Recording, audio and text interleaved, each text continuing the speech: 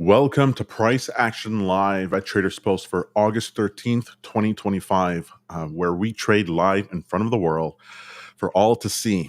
4 days a week, we trade using the best trade execution platform in the planet, TradersPost. But more on that later. For now, I'd like to wish Mike a happy morning, and I hope today is another profitable trading day. Well, morning anyway. How are you feeling? Feeling pretty good. We got work to do to recover from a little bit of a drawdown in the afternoon session.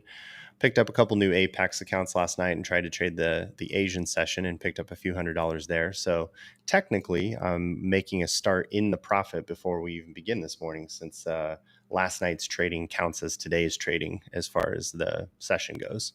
Awesome. I'm down. I was up yesterday and I traded last night and down. There's a part of me that's like, why am I forcing myself to trade Nasdaq when I know Bitcoin so much better? The So issue is that you're doing the Bitcoin futures then? Well, Bitcoin moves like at night, so it's not exciting to trade it in the opening session. There's no like opening volume that comes in the same way. If there's news or whatever, it'll move certainly, but it's not like as fun as Nasdaq. So that's why I'm doing it, for the lols, for the memes, for the culture.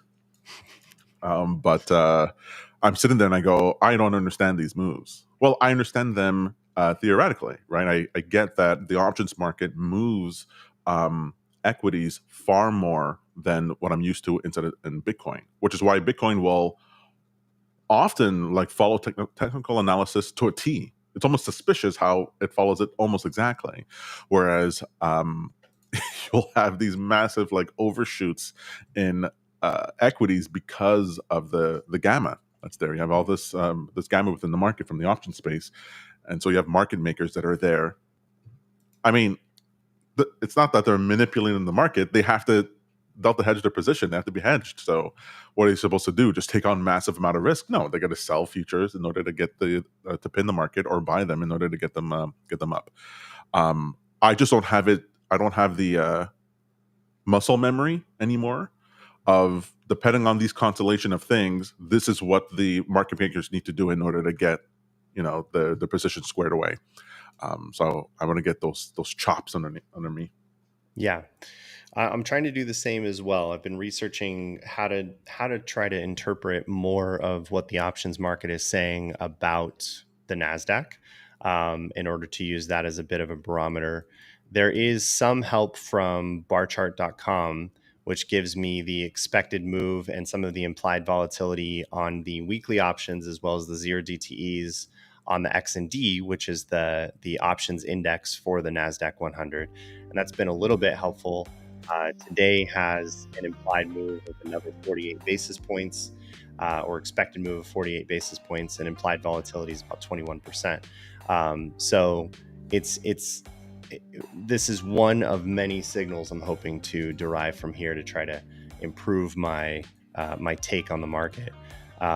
So far, and in general, I think historically my thought process on Nasdaq is just pay attention to price action, because that's going to give you everything, including the implied move and all of that. But yesterday was so bullish, I really should have paid attention to what was happening there in the options market. I think it would have shifted my bias a little bit, since I kept trying to short.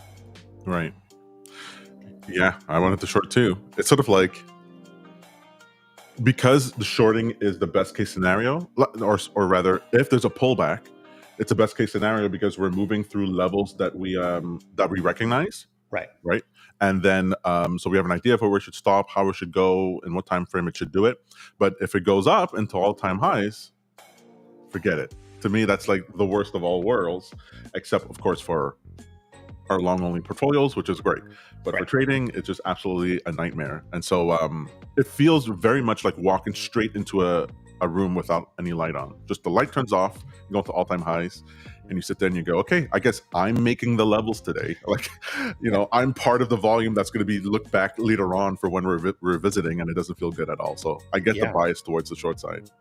And it definitely is tough because there's no resistance levels to take a look at, right? We have no R1 or R2 to point to.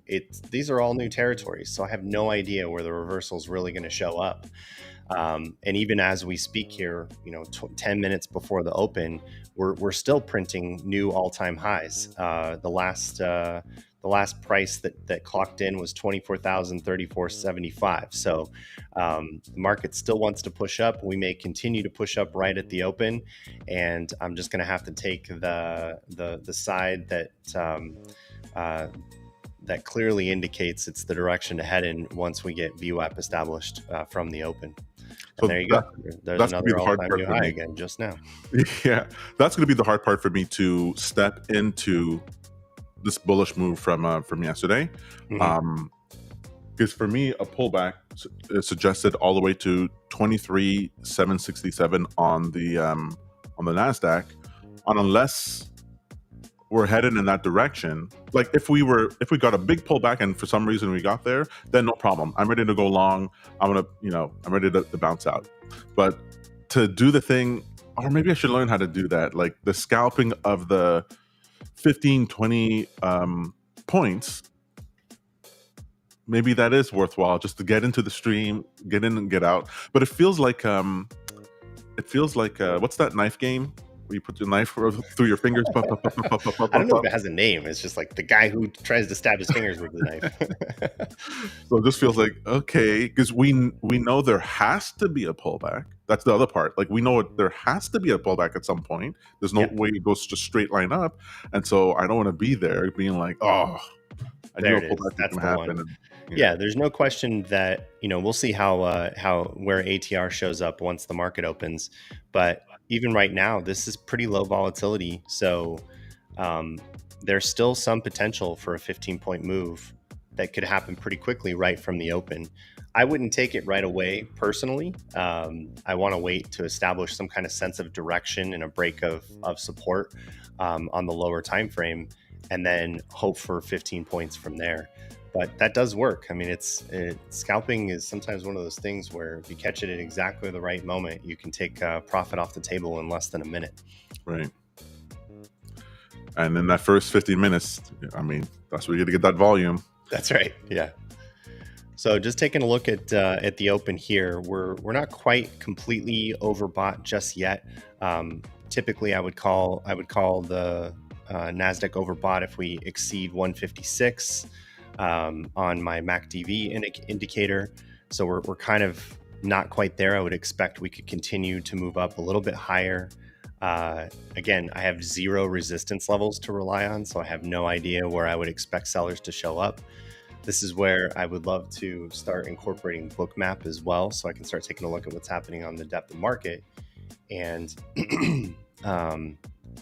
we'll see what happens from the open here. So today, my source of truth is just going to be the session VWAP as soon as we open. Hey, Aventura, how you doing, man? So it sounds like he took a trade at 2:35 a.m. long from 23,960. Nice. Good job. Yeah, you picked up quite a few points here. Yeah. All right, guys, just to remind everyone, we are using TradersPost platform in order to trade here. What we're doing is that we're using our dashboard in order to connect different accounts, in this case prop firm accounts, together so that we can take a trade off of our signal source, in this case TradingView, and that signal gets sent off and multiplied across the different accounts with their different settings. This is what makes TradersPost so wonderful. It allows you not only to execute trades at your broker, but to have customized rules and settings per broker account for different types of risk parameters and objectives. Also, we're not even using right now an automated strategy where the buys and sell signals are happening automatically based on some sort of algorithm. We're trading by hand. We're trading live here in front of you. And on TradingView, we have these levels. For example, we're using lines on the chart that have alerts tied to them Here I click on the edit alert button, you'll see my alert message. And what it's doing is that it's sending a JSON payload, a message here to, in this case, exit a position, but it could be entering or what have you. And then once the condition is true, in this case, when the price crosses the line, a signal will be sent off to the webhook URL that I've set up here under the notifications tab in TradingView, and it will open up that position or close the position at TradersPost, which then gets transmitted across the different accounts. So it's fun. It's really interesting to be able to scale out the trades without actually taking on a proportional level of risk. Because since we're trading prop firm accounts, we're just risking obviously the cost for owning that account. We're looking here in about 5 minutes, market's going to open, and we're trying to make a decision here as to what direction we're going to be taking, or if we're going to be taking a trade at all, right? The idea here, especially with the account scaling feature, where you can connect multiple different accounts with TradersPost, is that we don't have to like swing for the fences. Right? Mike was given an example yesterday of how, because of some of the rules on these prop firm accounts, it's actually can be detrimental to just swing for the fences and get some big run up, because you have a consistency score for some of these places that you have to actually meet. And so if the idea here is, hey, get your profit and then move on with your day, it becomes very useful to use a platform like ours in order to be able to do that and scale that thing out across multiple different accounts. Mike, as you're looking at the charts over here, are there any news or narratives or anything like that that you're paying attention to at market open, or are you looking straight at price action? Yeah, it's just going to have to be price action today. We have Tencent already reported this morning. Not a huge component. I mean, it is a $650 billion company, so fairly large, but it's one of the smaller weightings on the index. So not too worried about that one. Cisco reports later today, so that shouldn't impact today's move. We're already bullish, so I'm going to have to rely on that. There's no scheduled economic reports, so there's really no news that I can rely on today, or at least that I'm noticing. And we just keep hitting all-time new highs. I keep having to drag this indicator up, which is my NQ ATH indicator, just alerting me that we've hit another all-time high. And that's all it's been doing for the last 48 hours now. All right, guys. Well, what we have seen over the last couple of days is a breakdown of the US dollar. Right, we did have that bullishness that happened from July 24th to August 1st, and then since there, it just completely reversed down the other way. And this, on the macro level, is indicative of liquidity being added or funneled into the markets. Now, we're not just looking at the dollar over here. If we take a look at bonds, Mike, I got to tell you, I was not expecting bond yields to fall like we're seeing now. Like 4.2 on the 10-year, okay, totally understand. But short-dated bonds at 3.6 and the whole complex being basically sideways to down, I was expecting us to be a lot higher. Yeah. I'm also not sure what to make of.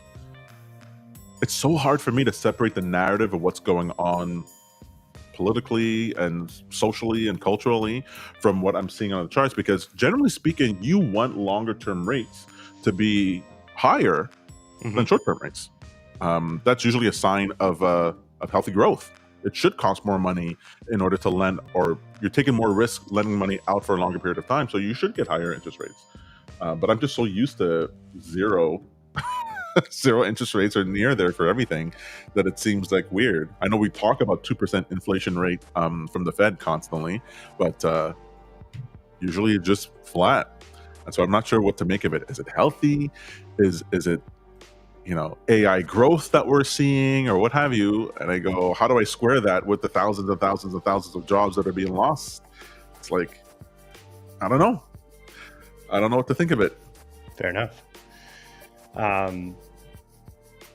Yeah, it's a tough one. The Treasury market pulling back is definitely quite interesting, which kind of sucks for all my long-term savings accounts where I plowed in a ton of cash because the rates are just incredible. And if you were with, I've got a savings account with Wealthfront, one with Capital One, but with the one with Wealthfront, if you refer a friend, they give you an extra 50 basis points. And I was like, I will take What? 50 basis points, sir. Yeah, so I'm still at 4.5% on Wealthfront, which is not going to last, obviously. With yields coming down, that'll get revised in the next couple months, I'm sure. Wow. Yeah, I remember my family before, they would ask me, okay, what should I invest in? I would tell them what to try to want to buy, what have you. And then once interest rates skyrocketed, I was like, well, just go buy bonds. I don't know what to tell you. Just go buy bonds and you'll be fine. You'll get that locked in rate. You don't have to worry about it. Tom, your gold miner fell 50%. Yeah. Just go buy a government bond. All right, that's the open. We have a gap up of roughly 40 basis points. So I'm going to watch the first few candles here as usual, and we'll see what the trade is this morning. So it looks like our high for the Nasdaq came in at 24,049. Right. Is that the highest we're going to see for the rest of the session? Should we go short? All-time highs will continue until morale improves. Put that on a t-shirt. Look at that pullback. Wowie. Yeah, that's kind of what I was thinking might happen. So that's some profit taking from yesterday. I would assume some people who held overnight are ready to kick their position loose, take a little profit off the table.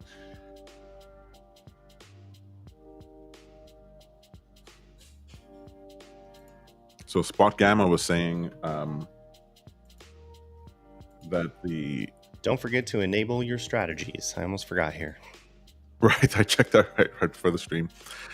On their tool, I'm going to sign back up to their tool, and basically they're talking about that the market's pinned here, right? So we have these gamma zones and these option zones where we have sell resistance and buy support from market makers. So we could be drifting.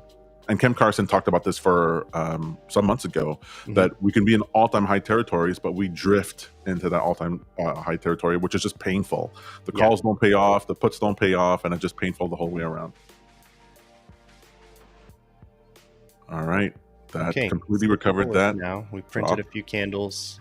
We're closing. I want to see where this candle closes here on the 3rd minute. And you know me, typically I'm ready to fill the gap. That's right. Gaps get filled more often than they don't. So there is some chance that we could pull back from here and close the gap for the day. I just got to turn this indicator off. We're just going to hit all-time new highs all day long. I don't see any chance of me going long without a pullback. I'm fine with missing out trades. All right, we'll pull this up, get our exit ready. Do you remember back in the 90s, you have like holiday fever, and there'd be some toy in the market that everyone needed to get, and there was short supply, the Tickle Me Elmos of the world, and then you'd buy it out from a van for 5 times higher than what it actually cost, just to find out from your sibling or whatever later on that they didn't care about it like 1 week later. That's how I feel about when I'm looking at a FOMO candle trying to get in. Like, should I get in? I think to myself, this is a Tickle Me Elmo situation. This is not worth what I actually think.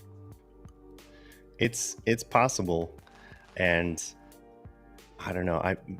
This is where it's really tough for me. My confidence grows when I can see support and resistance, and here it's just like the sky's the limit. It could just keep going. So. It's just blank. All you have is the gap, just screaming for the pullback. The gap for sure. I want the pullback. I'd like to fill the gap. At least that's a more predictable move. But the bulls are still in control right now. We're closing above VWAP. I should just go ahead and take the long. Why don't we take a quick long here? We'll keep an eye on it. All right, I'm going to do the other. I'm going to take a short. You're going to take the opposite side? Yeah. But I'm just going to wait for this candle to close. How much time? I have 10 minutes for the candle to close.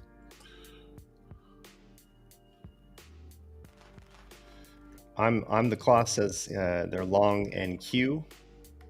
Obviously, Aventura is still enjoying the upside of his 2:30 in the morning trade, long NQ. I think you guys are long, like I'm long, and the rest of the market is long. I don't think there's such thing as selling for the last couple of days here. I mean, the markets are basically guaranteed rate cut, which, you know, like little baby birds, we wanted that rate cut worm, and we're going to get that. That's There's right. no way we're not going to get that. Oh, you know what? I'm going to go short here. And given where we're seeing yields show up and the potential of restructuring of debt across businesses, you know, some of the pricing here is basically the anticipation that companies are going to be able to refinance some of the debt they have on their books at lower interest rates. There's also that underlying certainty that the monetary and fiscal policy want the stock market up and to the right. For whatever reason, all the parties want it up and to the right. So just that feeling of confidence of that Fed put. All right, who's going to win here, Mike or Tom? I'm going to go ahead and set my second buy at the top of what I'll call our opening range. It's probably a little soon to call this the opening range. We're only a few minutes in, but I'll go ahead and just keep grabbing these all-time new high prints. No, okay, so I think from here, these little pullbacks, these 4 red candles so far, I want to watch how it responds to VWAP, obviously. So when this candle closes, if we found support, I'll go ahead and add to my position here. Really? Add to it? But you believe in the gap. I do, but I also believe that lots of people want to watch price bounce off of VWAP and continue from here. I'm not going to underestimate how bullish this market is. That said, I'm ready to switch sides almost immediately. Right.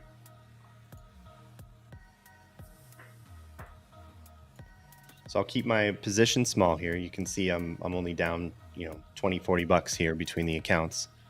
Look at that. See those buyers showing up? Yeah, I'm seeing on Bitcoin as well. It's happening everywhere.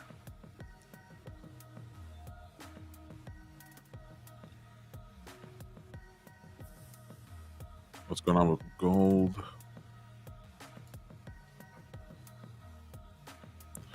All right, gold up, SPY up, Bitcoin up, oil down, dollar down. That's bullish, but I don't know if it's bullish for the opening.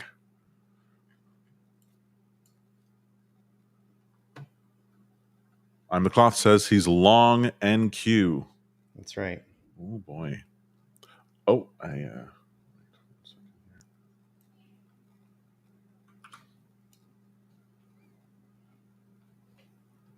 let's see.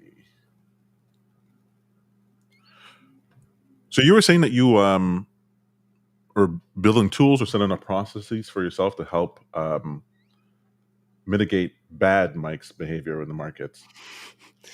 Yeah, it's a tough challenge to overcome at times.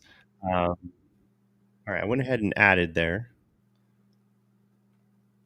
So average price is a little higher than I would want, but that's okay. Oh, you're going to get your bounce. I'm adding to my bet here. We'll see if we can break out and print another high.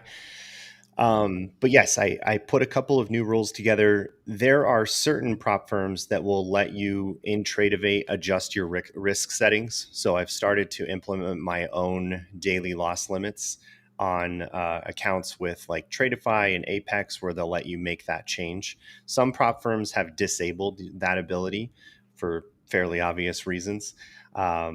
But the firms that allow it, I've adjusted the risk settings. I basically just take half of my drawdown, and that's my daily loss limit, which is usually less than the daily loss they give you. So that's one way I'm trying to prevent bigger drawdowns and you know, these moments where I kind of go on tilt. The other is just trying to be more aware. And oh man, of course.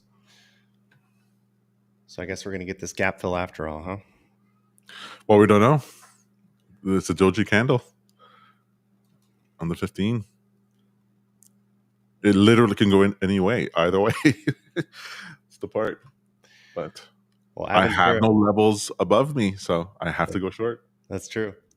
Aventura says, left the office for a few minutes and came back and NQ is mooning. Yeah, I'm sure it was great to wake up to that trade this morning as well.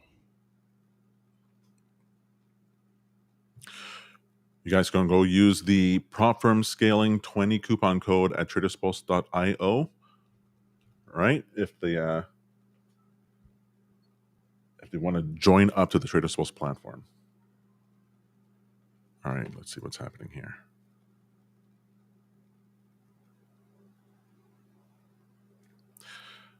Oof. All right, well, so let's take a measurement here. Pretty sideways from the open. Yeah, it's like indecision. We're going to need to print another higher candle in order for this trend to start to improve. Otherwise, I'm a little concerned about my long here.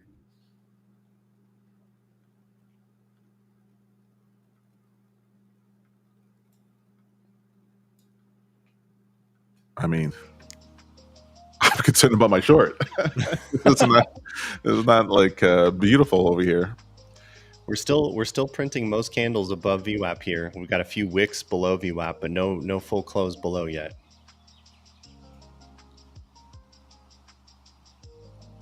It's so funny. You're long, I'm short, and we're both in the red. I just love how that feels. Damn you, market. Damn you.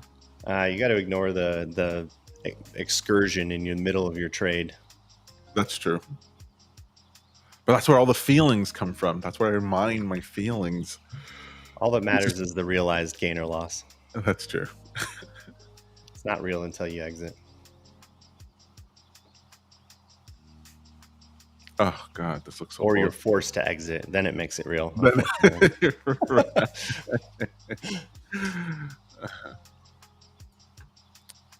In the office, there's always that scene from Jan and Michael, and she's spending all this money, and he's like, how much does this cost? And she goes, it costs what it costs. And when I think about that, I go, oh wait, that's what I do sometimes. I'm putting on the trade, and this is just what the trade costs. No, Tom, you didn't have to put on the trade. You could have not done anything. Okay, now I'm feeling bearish, but it's just a feeling.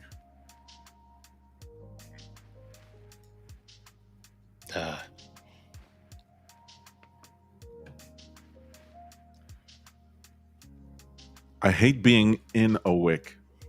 I know I brought this up before. When I'm in a wick, when I feel like I'm in a wick of a candle, I feel like, well, the price can't be like, it's something drastic is going to happen. Like I'm going to be in a, depending on how big this wick is, I might lose or gain. And I hate being in the wick. All right, here's the break lower. I don't want to root against you, Mike. I'm out. Yeah, there it goes. And then I'm going to go ahead and watch to see how we close this candle. So if this kind of bounces up to VWAP, then you'll get in? No, I want to make sure that this next candle stays below VWAP. I see. Yeah, here we go. Okay, so I'll average into this position effectively starting here, and then I'll add if it comes up just a little bit higher. On the cloth mentions, you guys don't run your automated trades. That is true. For prop firm trading, it has been a lot more successful so far to run a discretionary approach where I can manage risk a little bit better. Some of my automated strategies have larger drawdowns than the firms would ever allow, and that's been kind of the issue there. They'll either exceed the daily loss limits or the overall drawdown allowed. So I tend to try to trade the automated strategies on a live futures account rather than in prop firms. I fully intend to create automated strategies for this intraday trading. I'm just learning how to do it with Nasdaq on this sort of opening, because I've never traded this myself. Right. All right, I'll enter another short here. So that was a terrible uptrend. We're starting to form a little bit stronger of a downtrend now. That candle was a complete close below VWAP. and we've Yeah, still I have entered the into entire short. gap to fill. But it's still a doji in the 15. That's the part that's like brutal. Yep, I'm with you. And not only that, but buyers could absolutely show up out of nowhere. They've been doing it since April 9th.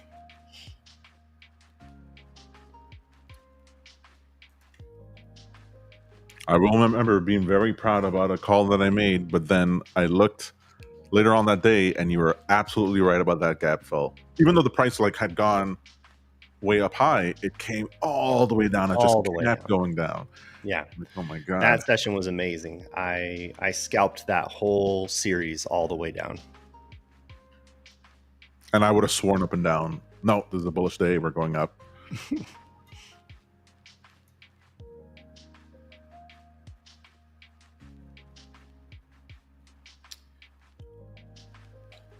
Okay, so we're going to attempt to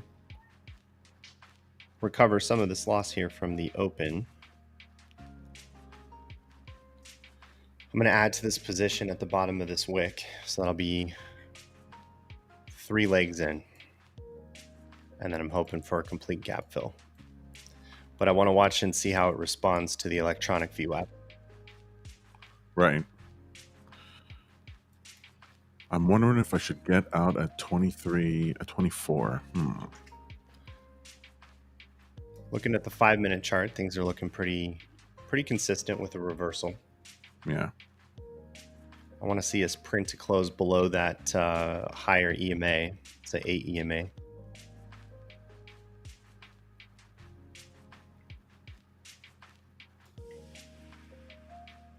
All right. See, now that we're going downwards to levels that we can recognize, I feel better. It's like seeing signposts on the street, on the street along the way. Okay, 3 more miles until you get to Kentucky. Are you still in that short? Yeah, absolutely. I even added to it. I don't normally add to positions, but I want to do it the Mike way to see what it feels like. Yeah. Like, ooh, as soon as I put it on, I go, hey, this feels a little bit better now.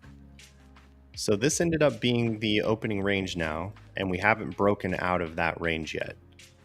We've taken the short, and I'm 3 legs in already with confidence that we're gonna fill the gap, but I need to see a break of that orb. Let's see if this candle does it. So you're still like feeling the orb strat? I like to watch it because it's just so popular. There's so many traders out there that wait for the first 15 minutes or so. They establish the orb and then they trade from there. And if we can't break the orb, this kind of thing happens where a bullish candle might show up and just kind of stop me right out of my position. I see. So my confidence would improve if we can break out of that orb. Jimmy Grex, we still. All right. Is this going to be one of those choppy days? We got to identify it early. It's not looking like chop on the 5-minute.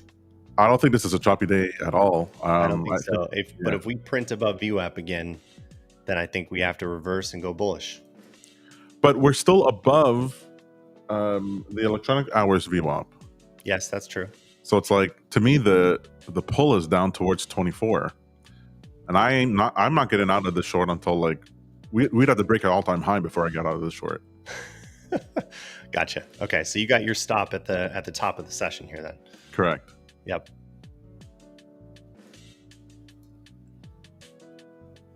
Because I hate getting in and out of trades. I'm right there with you. I try to stay in as long as possible. So far, the downtrend, the Pearson R is about 0.83, so it's still a strong downtrend, but the range is widening.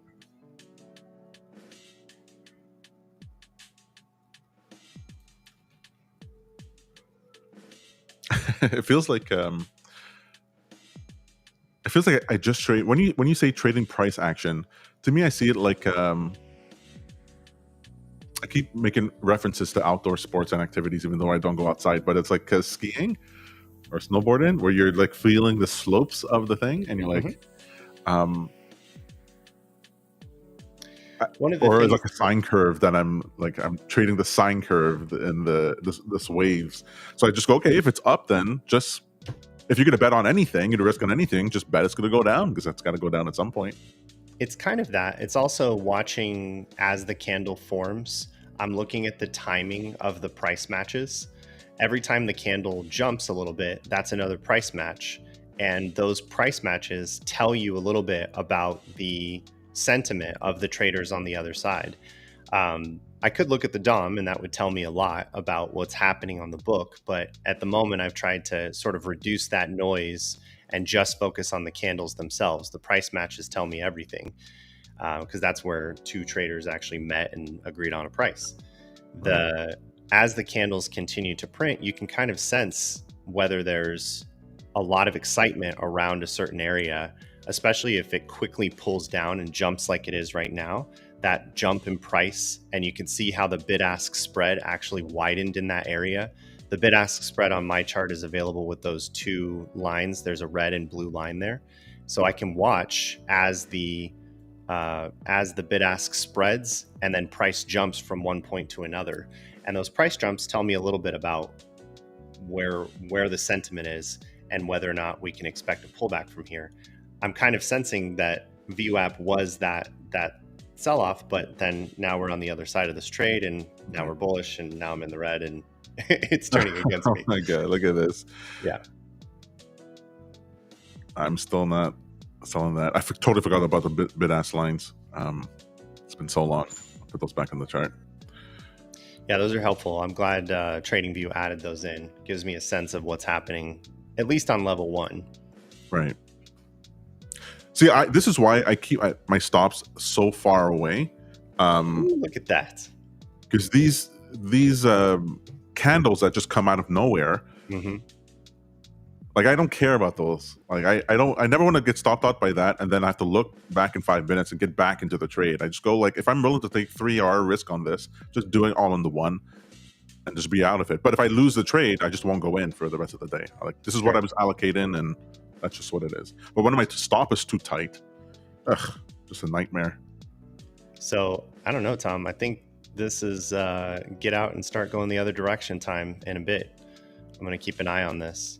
Well, I'll definitely get out at the new all-time high, but I'm not going to close my position before not that. Here? Okay. No. I mean, we're wicked on VWAP. I'm not a fan of that. I like to wait for a full candle close above or below VWAP before changing my sentiment. So far, it's still bearish in my mind. A Ventura trader had a trailing stop loss activated for profit. Good on you. Good plan. And the cloth is still on the side. On the cloth says, I guess I'll wait for the orb now. Totally agree. I feel like this is probably where a lot of traders are looking to wait for the chop to dissipate before they get into a trade. And unless you've got the ability to just sit on your hands and wait through this, like Tom and I are trying to do right now, you can definitely lose quite a bit in the open.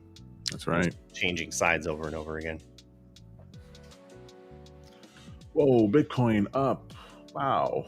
Wowie. That's incredible. Look at that move. Interesting.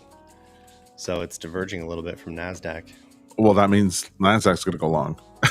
All right. Well, we did have a full candle close above VWAP here, but I'm not quite ready to get there yet. This is again where I'm just watching price action here on this current candle, and it's indicating to me that we're going to push below VWAP again or find support exactly at VWAP. So I just want to see where we close this candle now. Look at that. Well, normally I don't like to trade in the opposite direction of Bitcoin. You gonna try to reverse? Well, no, I would just put a enter long above my stop loss, so that it would switch if I do get stopped out. But I'm not closing this trade until it hits the stop. Yep.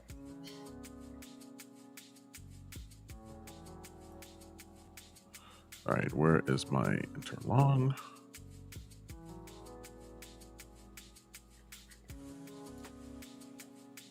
Wow, that is a crazy move on Bitcoin. And I deleveraged some last night. Too bad. Those are not the groans I like hearing from Tom. Well, it's like I made money, but I wish I made more money. Yeah. But my favorite is the poly market bets that are just so mispriced. It's unbelievable. I just don't get it. I'm just sitting there and I go, this doesn't make any sense. Like I was able to double a position, triple a position, just like casually. Like it's a trade. If I took that as a trade on the chart, I'd be like, that's amazing. And these odds are just sitting there. Like I bet a month ago that they would cut interest rates in September. So I'm already up 100% on that, just on the odds. So it's like, okay, fantastic. Okay, we've got a bigger pullback now on Nasdaq. Oh yeah, look at that. Fantastic. That's why I don't go out. I am right there with you. I think we waited long enough to be right here, so that's fantastic. All right, so now we're heading towards trying to close the gap. All right, so wow. Wowie. All right, I'm gonna pull my stop loss down. I'm putting my stop loss at 24.03.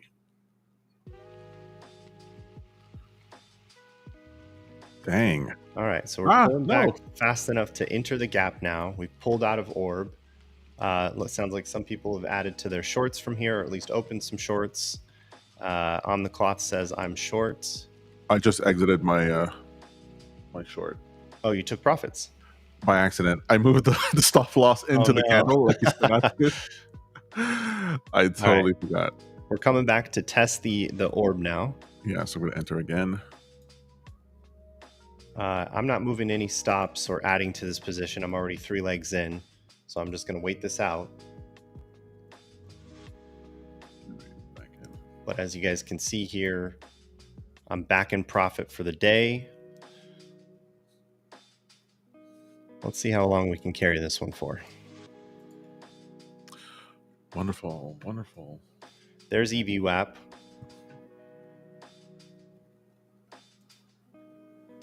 So VWAP is where we normally exit. But where's the gap? The gap is at 23.9? 23.936. 36. And we also have yesterday's high that could serve as support as well, which was 23.953. I don't like actually being in here. I think actually I'm gonna go long. You're gonna go long from here? Because we're at VWAP, yeah. Tom, you're killing me, man.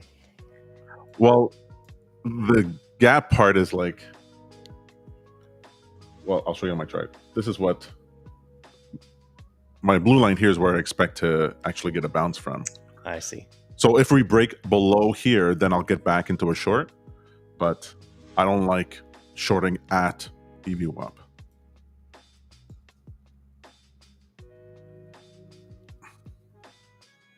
On the cloth got stopped out. Right now, we're at the ORB resistance. What previously was support is now resistance at 24.029.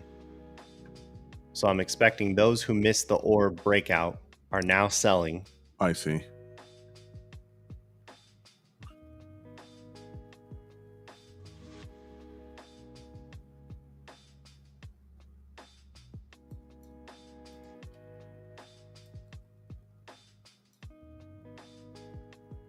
Now we're going to come back and see if we can test VWAP. All right, if we break below VWAP, then I'm going to go short.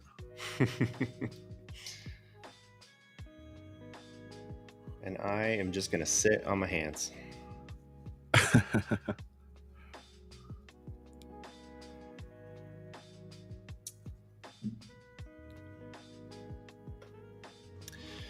Well, I kind of like ATR where it's at right now. It's still not super volatile. I actually might layer on a scalp here, a 15-point scalp.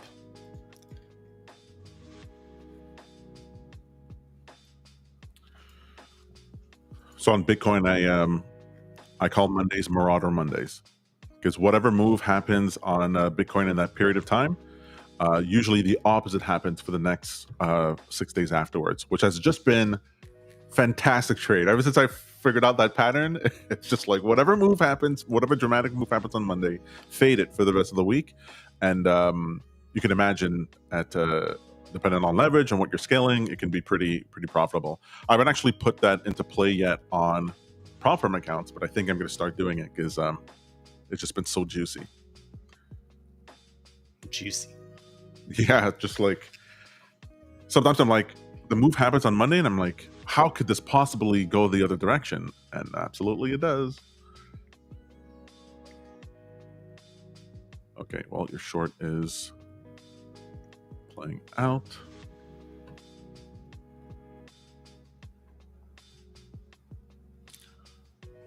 But we got to close below EVWAP for me to feel comfortable.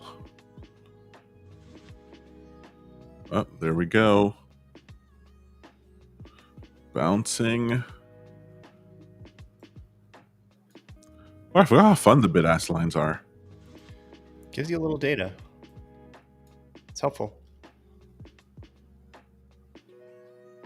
On the professional plans for TradingView, I think you have the historical bid-ask levels that you can tap into.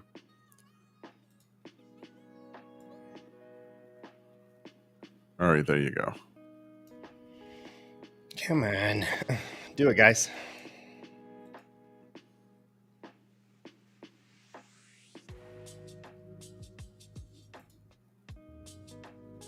I was halfway to that move. Yeah. So I layered in a scalp. I'm waiting for 15 points, and then that'll take profit. Put me up. It'll add an extra 500, 600, 500, 800, depending on the account. Some are 2 contracts, some are 1, so on and so forth. I'll do the math later. Right now, I care about the trade. Come on. A little bit further. We're not even like a third of the way through the gap yet. Right. So we're right at support. There we go. All right, so we are officially below EVWAP. You've got a support line on the higher time frames I should be aware of. No, the next support, if we close below here, the next support is at 23,772. Great. Come on. But for me, we're not closed below here yet.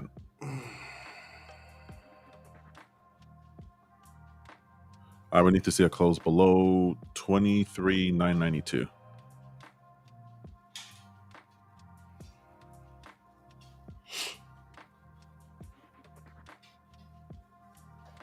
I don't really like the support that's showing up here, though. What's 23,996, Tom? 23,996.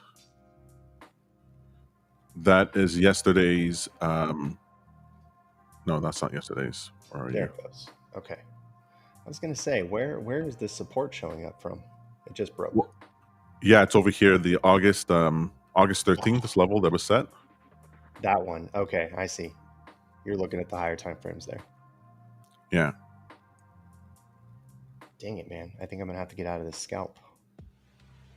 August is not happening fast enough? So I'm holding the short, but I didn't want to keep the risk on for the scalp. Got it. Yeah, and the day in the green. Never bad to take profits. Rarely bad. Watch it now. Complete the rest of the move, but I picked up a little profit on that. Yeah, about 220 on some of the accounts. Pull my chart back over here. So we're still in the short. That's the nice thing about kind of layering my scalp is I can, excuse me, I can pick up a little extra profit along the way. As long as I expect there's going to be at least a 15-point move. This support that showed up at 996 surprised me, though. I was expecting a little bit quicker of a move down. I see. And now it's coming. I just needed to be more patient, Tom. That's okay. We still got the short. One of my favorite quotes comes from the Time Machine movie, and the Morlock King is the guy goes back in time in order to save his wife. Yes, but he ends one up of my going favorite movies, by the way. And he says, "You have the look of a man who has who's been plagued by those two most terrible words. What if?" And I remember being a kid hearing that, going, "Yeah, that does tear me up inside." And every time I hear "what if," it could have been, I could have been, I could have been, I go, "Get that out of your head, Tom." Yeah, once I'm out, the trade's over anyway. There's no way to get back in. Obviously, I'm not going to get in again until the signal is strong or there's a very clear place to get in. So I just have to let it go. Forget about it. It's so funny because we get this in, like, if you're playing tennis and you're swinging for or you're swinging for any ball and you sort of like miss it, you don't like then quickly try to swing again. That's but we true. do that in markets. Like, I'm gonna We do. No, the pitch is gone. Like, you got to wait till the next turn at bat. What are you talking about? Wait until the market volleys it back to you again, and then take the next one. That's right. Oh, I hate this price action here. Come on, just there's something here. I don't understand what 995, 996 is. There's something here for support, though. It should be breaking down, but I think it just could be. It just could be residual buying activity. I'm just gonna H that showed up on my indicator over here. Come on, close. Yeah, this when this H shows up on the 2 hours, almost always, if this turns from yellow to red, then that's it. The candles are gonna close red, and I could be short that whole thing. So actually, now I feel more comfortable being short. It's still a pretty strong downtrend, but this support right here is making me want to get out. I have a stop prepared for the 3-leg short that I'm in right now. Right. We're looking at VWAP as resistance, but oof, look at that price action. Yeah, but it's wicks galore on the 1 minute. Yeah, look at the bid ask though, how it's jumping. Right. It'll jump below the wick or below the current candle, and you can see sellers are trying to step in. Oh no, there we go. Oh, what a weird session. Okay, so we're up overall. We've cleared out some of the losses from our first trade. It looks like it's coming back up to try to test VWAP again. I would say I'm still going to be short this. I'm short now, and I'm going to still. Did you get back? Oh, okay, you got in. Gotcha. Yeah. In fact, I think I'm going to add to the short right now. On the cloth is noticing there's a lot of volume on the volume profile. That's true.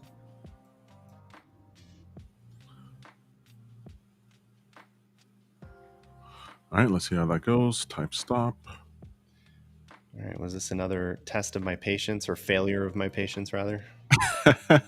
Just stayed in. My wife says, you got to find out Mike's birthday and time in order to find out what his star placements are like. Because he beats himself up like a Virgo rising. All right. Well, I will tell you I'll tell you separately. Well, yeah, because if you give your birth time out to people, it's like Rumpelstiltskin. You give them power over you. This is what my wife says. You're able to tell their future. That sounds very personal, so I'm going to keep that to myself. Exactly. I'll tell you in person when we meet up this week. There we go. Come on. All right, if we're going to do it, we're going to do it. Yeah, the wicks are telling the story that we're likely to go down, but we'll see. We still got to break 23,993. If we don't break there, we ain't going anywhere. Peter says hi. Hey, Peter. Look, Ma, I'm trading. Come on, stop bouncing around VWAP. Yeah, this is getting annoying. Still a strong downtrend. I don't have any lines. I mean, I guess I get the overnight support here. That makes sense. Yeah, that's the only levels there. It's the overnight support. That's it. It's overnight support.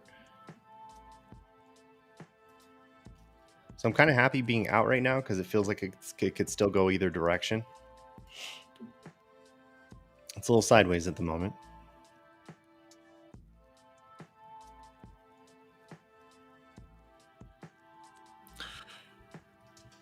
Come on, little baby bird.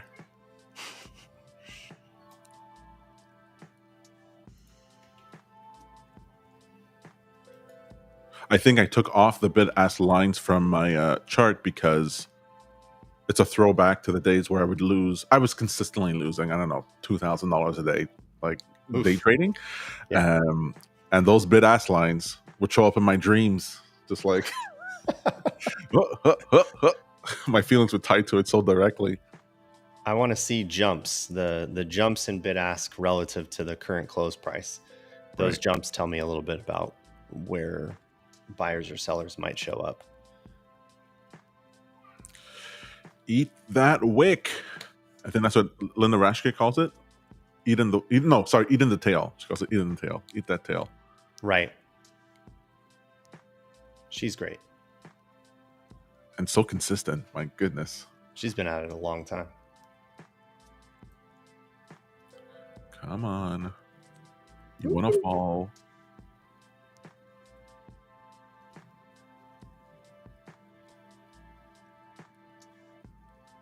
This is like you go on a date with a girl 6 times. You're like, can we just be boyfriend and girlfriend? No, I want to wait a little bit more. Come on. Let's do it already. There we go. New low. Live a little.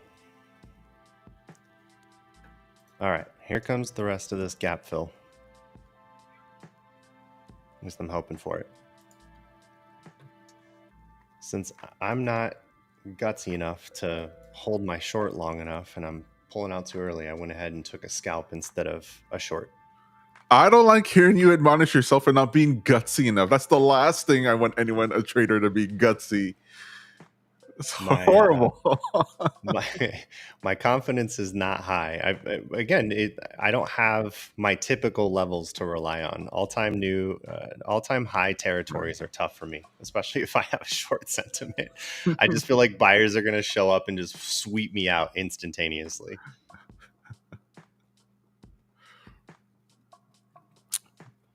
But if I hear you in the future going, okay, you know what?